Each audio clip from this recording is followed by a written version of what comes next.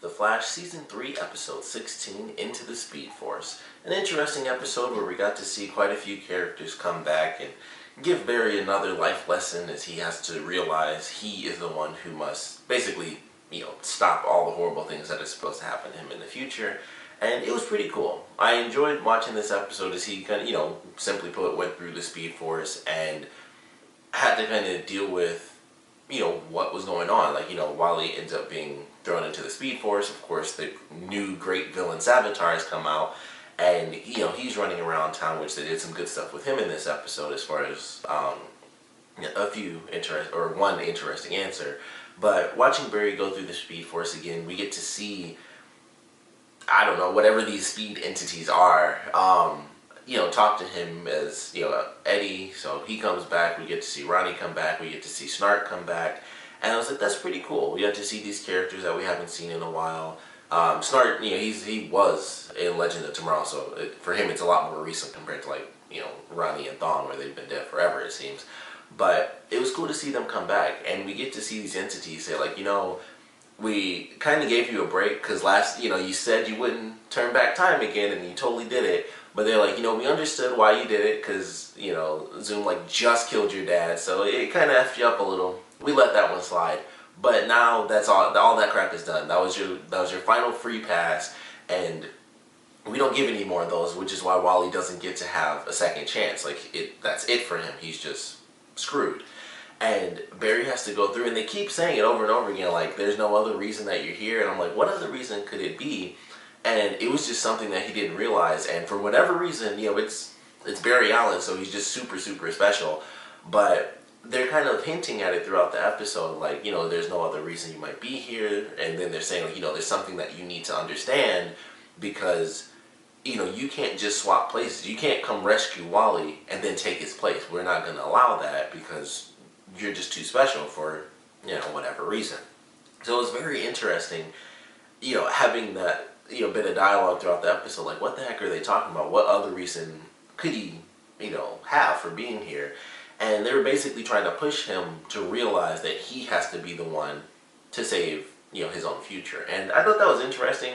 It's kind of just important character has to do important stuff. That was pretty much it. It's just Barry Allen is important, and that was pretty much all there was to it, it seemed. But it was still interesting watching him go through that and have to learn, do these different elements. Everyone, all these people died for you. They died for you to basically continue, in order for you to continue being the Flash. And it was just not really how I saw it. That's how he was going through the episode. And then as things continue on, they kind of just spell it out, you have to do everything yourself. You can't rely on Wally, even though it makes total sense. He was faster. It was just logic. They made it seem like he was kind of a douche for, putting his faith in Wally and stuff. You have to be able to do it, Barry. And I was just all right, well, for whatever reason, special character has to do special stuff. So, I like the way that played out. And of course, in the end, he ends up being saved by Jay Garrick, which was really awesome because he goes through, and so his first test, he has to run away from a time wraith. I was like, all right, that's pretty cool. As soon as that time wraith showed up, I was like, I really hope we get to see a certain other character who has made an appearance already in Legend of Tomorrow. And I was like, we got a time wraith. I hope we see this other character. And his second test, we got to see Zoom come back, and that was really awesome. We got to see Zoom come back in the show as Death, and he made a great appearance. For those of you who don't watch Legends of Tomorrow, he made an appearance a few episodes ago in Legends of Tomorrow, and that was amazing as well. I won't spoil that for anyone who might not watch it because there's a specific reason why a speedster would show up, or the death of speedsters might show up, the killer. But it was really awesome. So I was really hoping to see the character. They did the same thing where it was CG in this, but it wasn't bad or anything. So I still enjoyed it, and I'm hoping that he didn't actually destroy him, and it kind of just sent him away for a little bit. Because I was like, well, that's only technically that's the first appearance in Flash. He made an appearance in Legends of Tomorrow. That was the first appearance since the last season finale for Flash. And then this was only the second appearance that they've had out of all of their shows. And I'm like, I hope that wasn't the end, because it looked like he kind of exploded into light and it was gone. So I'm like, I hope that wasn't the case. So we'll see what happens with that. And it was odd because seemingly was destroyed, but they made a reference to it in the most recent episode of Legends of Tomorrow right after, and I was like, okay, so, with that being a time travel show, it's like impossible to know what that even means. It's just like, does that mean something? They're all over the place, so I don't know. It was hard to say, but I'm hoping that wasn't the final appearance of Death. As that's just what they call it in the comics. It's just they call it Death, but I'm hoping that wasn't the final appearance of it, because I really like that character because it's just insane. It's not just a time wraith, it's an actual, basically a zombie version of the speedster, and it's there to basically be the ultimate version of a time wraith, and it will destroy, just like it almost did Barry. It was like sucking the life right out of him, and I'm like, I really hope he didn't just defeat it by putting the thing on it, which did make a lot of sense. I mean, if that being the case, considering what that device was meant to do, I'm hoping the explosion was just the creature being sent basically into another dimension. It was just sucked out of the Speed Force and sent somewhere random, considering the device was meant to be a tether for, Cisco's power. So I'm hoping that's what happened, and it wasn't like, it didn't destroy it, because that wouldn't make any sense whatsoever, but it did explode, of course. So we'll see what they do with that. I really hope it's not gone, though, because I feel like there's so much they can do with that character, and the two appearances, like every time it shows up, it's really cool, because it'll only show up for very specific reasons, and I was like, I just hope that wasn't the last time we see that thing. So that's what I'm looking forward to, just another appearance of that, whether it's in Flash or Legends of Tomorrow. But it was really great to see that again, so I was very excited for that. But going through, we get, start at the end, and Barry and Jay end up saving Wally. It was really cool to see Jay again in the costume. I still feel like he has the coolest costume in the whole show with the jacket. But they both end up saving Wally, and unfortunately, with everything, being the way that it is, and it's very interesting because Wally, or Barry was the one that made that prison. That's the reason, in a sense, that's the reason Jay has to sacrifice himself, because Barry made that prison in the future, and it exists for eternity because it's within the Time Force, which is, both past, present, and future. So it's like, man, that really, really sucks. Like, it's kind of Barry's fault a little bit, that Jay had to sacrifice himself and stay in Wally's place. So it sucked to see him go, but he gives him the hat. That was a cool scene. It was a really emotional moment. Very well done, where he's like, every race has a finish line and stuff like that. And he's like, I've been running for a long time, so it's time for me to take a break. And he's just like, I know you guys will figure it out. So eventually, they'll be able to go back and save him. But for now, he's going to be trapped within the Speed Force. So that was very interesting. I was like, man, that really sucks. Because at first when he showed up, I was like, maybe he knows some way, because he's Jay Garrick. He probably knows a way to destroy that thing, and he breaks the prison entirely. And I was like, nope. He just came in. He knew what he was going to do. Once they kind of contacted him, he's like, all right, well, I already know I have to sacrifice myself to save Wally. So it was a very cool moment. Sucks to see him go, especially with him being John Wesley Shipp. I like him as an actor.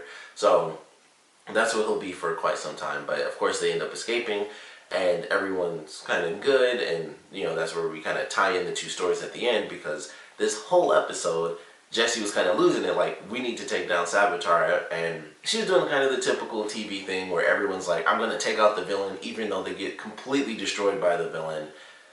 But that was her whole thing. Like, that's what she wanted to do. She was talking with HR, and she was getting mad at him because he was trying to kind of be a fatherly figure a little bit, and she punched him. Which I can see that being, like, they made the joke of her saying that was oddly satisfying, but of course it's because her father is way harsher than HR is, so she's kind of had some stuff built up. So HR wasn't really doing himself any favors, but they end up finding Savitar because of the piece of the suit, and we find out that Savitar is not actually a god of speed. It is just a person inside of a suit. So that brings up a million questions, like, is the suit the reason that they're powerful? Because the suit, the little dagger piece that Barry chopped off, that was basically flying at super speeds, and Jesse had to chase it down in order to find Savitar. So is it actually the suit that allows someone to move that quickly, and it like absorbs, because this happens in comics, but there are people, there are speedsters that can absorb the speed off of other speedsters to make themselves go even faster. And it just made me wonder, like, maybe that's what they're doing with the suit, where it's absorbing power from the Speed Force and all speedsters that tap into it, and it kind of just holds on to that permanently, so it, it's basically much faster than anyone else, and that's why. Or is it the person really is a speedster, and they can do that, but they need the suit to, keep that power within them. Like, they're able to absorb the power, but this suit is what, traps it in. So I feel like there's something to that. Like, maybe they'll take that from the comics. I feel like that's all they really could do. Otherwise, the person wouldn't need a suit. Like, it wouldn't make sense why the suit was important if it's just the person.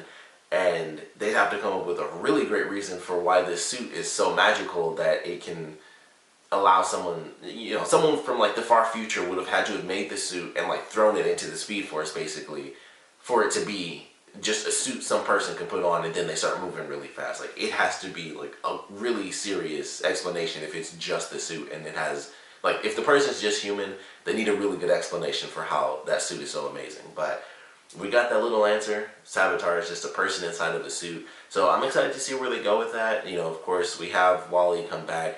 He's a little distraught, so of course he's down. So seemingly that leaves Barry and Jesse. And then Jesse's like, yeah, I gotta go because Earth 3 needs a Flash, which I would assume Earth 2 did as well, but she didn't give enough that time. And so she's gone. So I'm like, what a shock. I was right. There's no way. They find every reason they possibly can to make sure they at least have 2 speedsters. But I was like, all right, it is what it is. So, she's taken off for a while.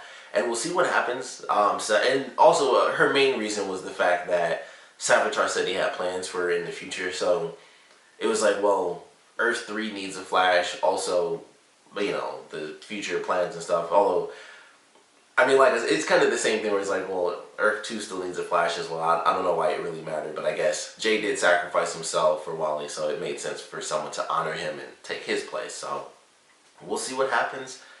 Savitar said he had a plan.